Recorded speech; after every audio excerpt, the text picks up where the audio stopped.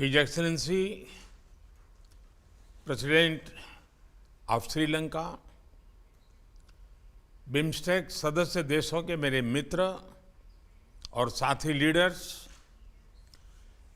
BIMSTEC के secretary general, नमस्कार। आज 5वीं बिम्स्टेक समिट में आप सबसे मिलकर मैं बहुत ही प्रसन्न हूं। बिम्स्टेक की स्थापना का यह 25वां वर्ष है, इसलिए आज की समिट को मैं विशेष रूप से महत्वपूर्ण मानता हूं। इस लैंडमार्क समिट के परिणाम बिम्स्टेक के इतिहास में एक स्वर्णिम अध्याय लिखेंगे। एक्सेलेंसीज, पिछले 2 सालों के चुनौतीपूर्ण माहौल में राष्ट्रपति राजपक्ष ने बिम्स्टेक को कुशल नेतृत्व दिया है। सबसे पहले मैं उनका अभिनंदन करता हूं। आज के चुनौतीपूर्ण वैश्विक परिप्रेक्ष्य में से हमारा क्षेत्र भी अछूता नहीं रहा है। हमारी अर्थव्यवस्थाएं, हमारे लोग अभी भी कोविड-19 पैंडेमिक के दुष्प्रभावों को झेल रहे हैं। पिछले कुछ सप्ताहों के यूरोप के डेवलपमेंट्स ने अंतर्राष्ट्रीय व्यवस्था के स्थायित्व पर प्रश्न चिन्ह खड़ा हो गया है। इस संदर्भ में बिम्स्टेक क्षेत्रीय सहयोग को और सक्रिय बनाना महत्वपूर्ण हो गया है।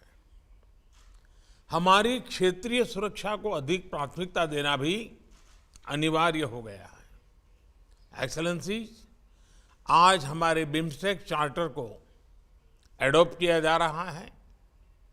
एक संस्थागत आर्किटेक्चर की ओर हमारे प्रयासों के लिए एक महत्वपूर्ण कदम है। इसके लिए मैं अध्यक्ष महोदय का आभार व्यक्त करता हूं। चार्टर में हमने हर 2 साल में समिट मीटिंग्स और सालाना विदेश मंत्रियों की बैठक का निर्णय लिया है। मैं इसका स्वागत करता हूं। अब हमें अपना ध्यान इस बात पर फोकस करना चाहिए कि इस आर्किटेक्चर को और मजबूत कैसे बनाया जाए। इस संदर्भ में सेक्रेटरी जनरल का सुझाव है कि एक एमिनेंट पर्सन्स ग्रुप का गठन किया जाए जो एक विजन डॉक्यूमेंट तैयार करेगा। मैं इस सुझाव से सहमत हूं।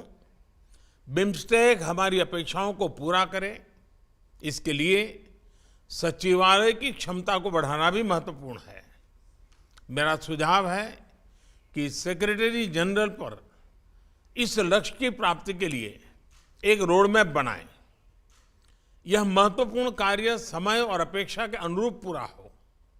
इसके लिए भारत सचिवालय के ऑपरेशनल बजट को बढ़ाने के लिए $1 मिलियन की वित्तीय सहायता देगा। एक्सेलेंसीज, हमारे आपसी व्यापार को बढ़ाने के लिए बिम्स्टेक एफटीए के प्रस्ताव पर शीघ्र प्रगति करना आवश्यक है। हमें अपने देश के उद्यमियों और स्टार्टअप्स के बीच आदान प्रदान भी बढ़ाना चाहिए। इसी के साथ हमें ट्रेड फैसिलिटेशन के क्षेत्र में इंटरनेशनल नॉर्म्स को अपनाने का भी प्रयत्न करना चाहिए। इससे इंट्रा बिम्स्टेक ट्रेड और इकोनॉमिक इंटीग्रेशन को बढ़ावा मिलेगा। इस संदर्भ में Indian council for research on international economic relations ADB के साथ मिलकर हमारे अधिकारियों की जागरूकता बढ़ाने के लिए एक कार्यक्रम शुरू करने वाला है। मैं आशा करता हूं कि सभी देश के संबंधित अधिकारी इसमें नियमित रूप से शामिल होंगे। एक्सेलेंसीज, हमारे बीच बेहतर इंटीग्रेशन, बेहतर व्यापार, बेहतर पीपल टू पीपल संबंधों का मुख्य आधार बेहतर कनेक्टिविटी है। इस पर हम जितना भी जोर दें कम है। आज हमने बिम्स्टेक के master plan for transport connectivity को एडॉप्ट किया है। इसे तैयार करने के लिए मैं एडीबी का आभार व्यक्त करता हूं। हमें इस मास्टर प्लान के शीघ्र इंप्लीमेंटेशन पर जोर देना चाहिए। इसी के साथ कनेक्टिविटी के क्षेत्र में पहले से चल रहे इनिशिएटिव पर भी हमें तेजी से आगे बढ़ना होगा। बे ऑफ बंगाल में एक कोस्टल शिपिंग इकोसिस्टम स्थापित करने के लिए एक कानूनी फ्रेमवर्क शीघ्र विकसित करना आवश्यक है। इलेक्ट्रिसिटी ग्रिड इंटरकनेक्टिविटी को भी चर्चाओं से आगे ले जाकर धरातल पर उतारने का समय आ गया है।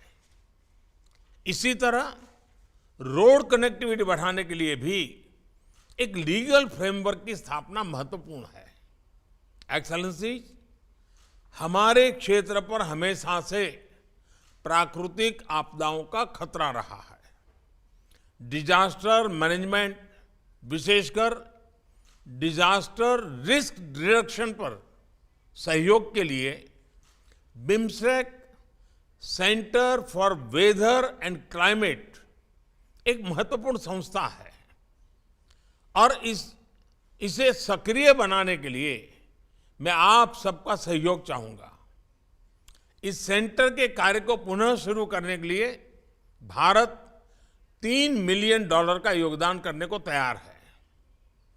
भारत ने हाल में तीसरी बिम्स्टेक डिजास्टर मैनेजमेंट एक्सरसाइज पैनेक्स 21 आयोजित की।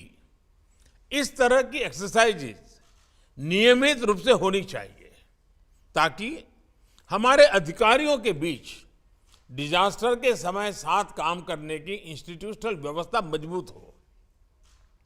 एक्सेलेंसीज, क्वालिटी एजुकेशन संबंधित सस्टेनेबल डेवलपमेंट गोल को प्राप्त करना हम सभी की राष्ट्रीय नीतियों का महत्वपूर्ण हिस्सा है। हम नालंदा अंतर्राष्ट्रीय विश्वविद्यालय द्वारा दी जाने वाली बिम्स्टेक स्कॉलरशिप योजना का विस्तार करने और उसका दायरा बढ़ाने की दिशा में काम कर रहे हैं।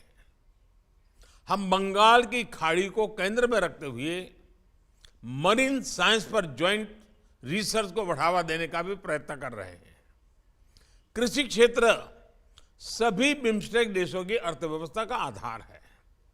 हमारे बीच वैल्यू एडेड कृषि प्रोडक्ट्स की रीजनल वैल्यू चेन बनाने की अच्छी संभावनाएं हैं।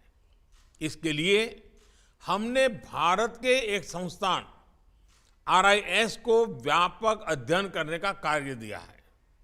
एक्सेलेंसी, सुरक्षा के बिना हमारे क्षेत्र की समृद्धि या विकास सुनिश्चित करना असंभव है।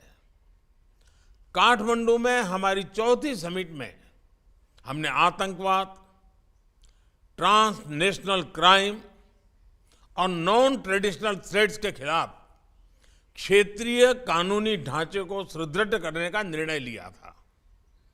हमने अपनी लॉ एनफोर्समेंट एजेंसीज के बीच सहयोग बढ़ाने का भी फैसला किया था। मुझे खुशी है कि हमारा कन्वेंशन टू कॉम्बैट टेररिज्म पिछले साल से सक्रिय हो गया है। आज की समिट के दौरान हमारे बीच mutual legal assistance treaty on criminal matters पर भी हस्ताक्षर हो रहे हैं। इसी तरह के अन्य इंस्ट्रूमेंट्स पर भी हमें तेजी से आगे बढ़ना चाहिए ताकि हमारी कानूनी व्यवस्थाओं के बीच बेहतर समन्वय बन सके। आज हमारे डिप्लोमेटिक ट्रेनिंग इंस्टीट्यूट्स के बीच सहयोग के लिए एक समझौते पर हस्ताक्षर हो रहे हैं। ऐसा ही एग्रीमेंट हम अपने लॉ एनफोर्समेंट ट्रेनिंग इंस्टीट्यूट्स के बीच भी कर सकते हैं। भारत की फॉरेंसिक साइंस यूनिवर्सिटी अपनी फील्ड में एक यूनिक वर्ल्ड क्लास संस्था है। हम इसमें बिम्स्टेक देशों के पुलिस और फॉरेंसिक ऑफिसर्स के लिए कैपेसिटी बिल्डिंग की व्यवस्था भी कर सकते हैं।